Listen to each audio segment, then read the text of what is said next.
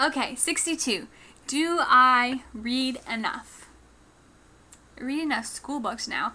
During the summer, I read all the time, and I loved it. I would take lunch breaks and read. I know, such a life I had.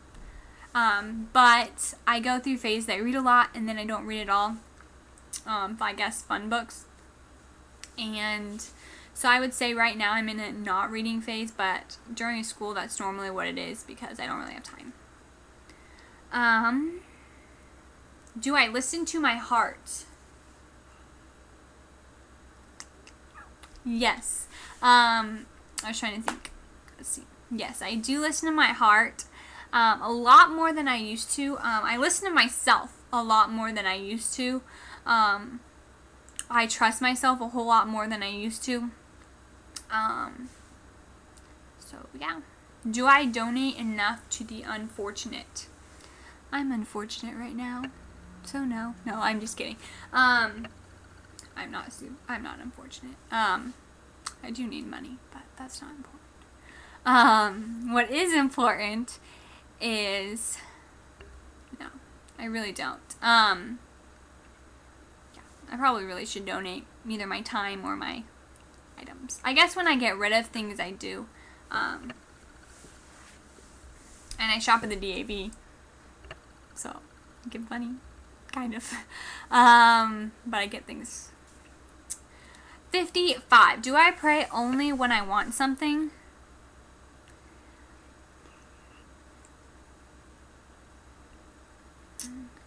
No, but normally in my prayer I ask for something. So I necessarily won't start off asking something. I will ask for someone else or something like that. But normally ends up, oh, by the way, I want this. So yeah, it doesn't always start out like that, but it always seems to end that way. Okay, 66. Do I dwell on the past? Wow, I'm getting closer. Probably more than I should. But I do think you need to learn from the past, whether it's for you or for other people. I'm a firm believer people can change and people do change. But people can go back into their old habits, or I can just put this on me. I can go back into my old habits.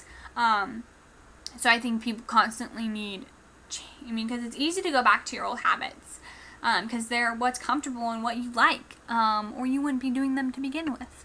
So, it's kind of like that saying, once an alcoholic, always an alcoholic. They might have changed, but they still have that in their past, and they still have the tendency, I guess, even if they're not right now, they still have that. So I think if they haven't drank for a long time or they have it more under control or whatever you want to say, I do think they're changed, but I still think that they have that tendency, just like all of us do with different things like that. Do I let others' negativity affect me? Sometimes, because just of who I am. I actually took a quiz. And I got,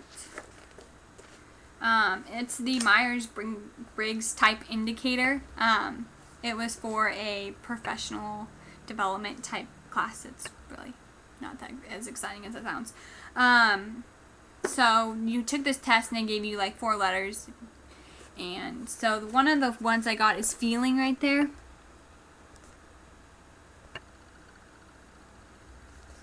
Feeling. And as you can tell, feeling, if you could read it, has to do with sympathy, personal values, circumstances, and so people, negativity do affect me, but only in the way that I want to fix it, or I want them to not be so negative, so I want to be like, what is your problem? Like, why are you so negative? So yeah, I don't get negative because other people are negative most of the time. Unless I'm already kind of negative to begin with, like irritated about something to begin with. Like a teacher. Like if someone goes, oh, I hate this teacher. And I'm like kind of irritated at this teacher for some reason. I'm like, yeah, I know. It's so frustrating. And I just get more irritated, which is not good. 68. Do I forgive myself?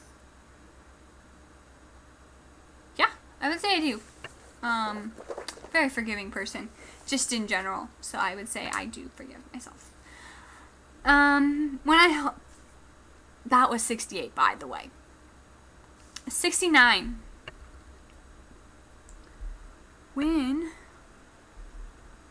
69. When I help someone, do I think what's in it for me?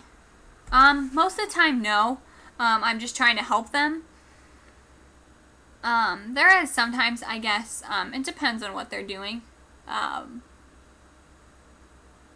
If I was going to help them look for a job and I didn't have a job, I'd be like, well, can you help me? You know, kind of a thing.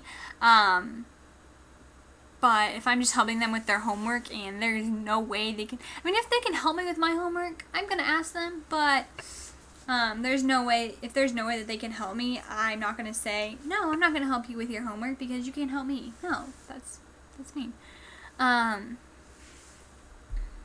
Okay, so 70. Am I aware that someone always has it worse than me? Again, back to my high schools, because I think they are a perfect example of this. My first high school, which I said was really small, was a private school. We didn't wear uniforms or anything like that, so you could really tell who had money and who did not, who was worse off and who was not. That's my first school. My second school had a good combination of really worse off people and really rich people, because I had a part of the town which is really bad, and a part of the town that was really rich. And then there was farmers thrown in there and suburbs people thrown in there, and they just went whoosh, and put them all together in a school, which is the only one like that in the town I'm from. I think there's 7 or 8. They all have directions. I think there's 7 or 8 schools, public schools in my town. Yeah, it's a pretty big town. And but mine is the only one really that has that big of difference. Mainly, other schools are one thing or another. But so that was a really good picture of people that had it worse off with money and people that didn't. But then when I thought about it, everyone, whether they were in my rich school or my public school over here, everyone had something that was worse off. Like, sometimes if the kids had a lot of money, they didn't see the parents very much because the parents are making money, or the parents just want to buy their stuff, like buy them. That's what I'm looking for. Buy their love, I guess.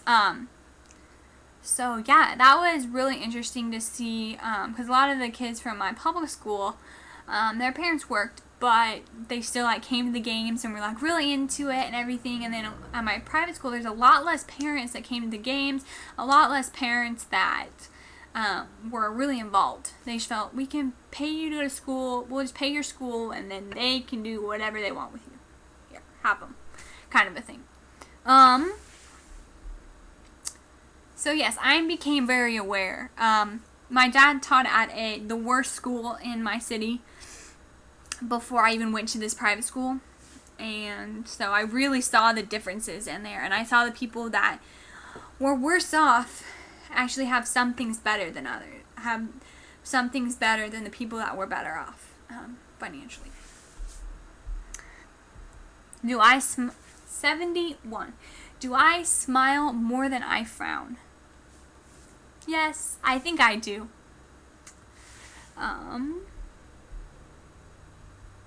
72. Do I surround myself with good people? Yes, I definitely can say yes to this, because after that 2-year mark, I was like, okay, I will talk to you, I'll be nice to you, and I do like you, but you are not the best person for me right now. And I really tried to weed out people, which sounds horrible. I was not mean to them in any sense, but I tried to weed them out and be like, okay, you're not good for me. It's not like you're a bad person, but for me, you're just not good. Do I take time out for myself? Well, I'm making a video by myself, so yeah. Some days I feel like I should take more time for myself, but then other days I'm like, what would I do? I don't even know what I would do. I have so much other things to do. 74. Do I ask enough questions? I ask questions all the time. All the time. Oh my gosh. People are like, but question asking is good. Never think it's a bad thing.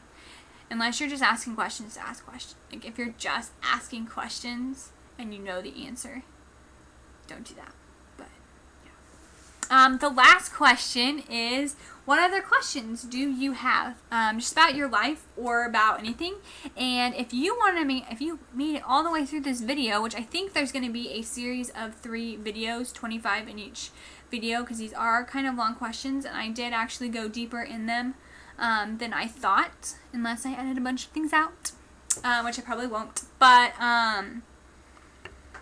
so yeah, if you have any questions that kind of tie into this, or you think are good to ask yourself, or other questions you have, just leave them below in a comment. And yeah, so I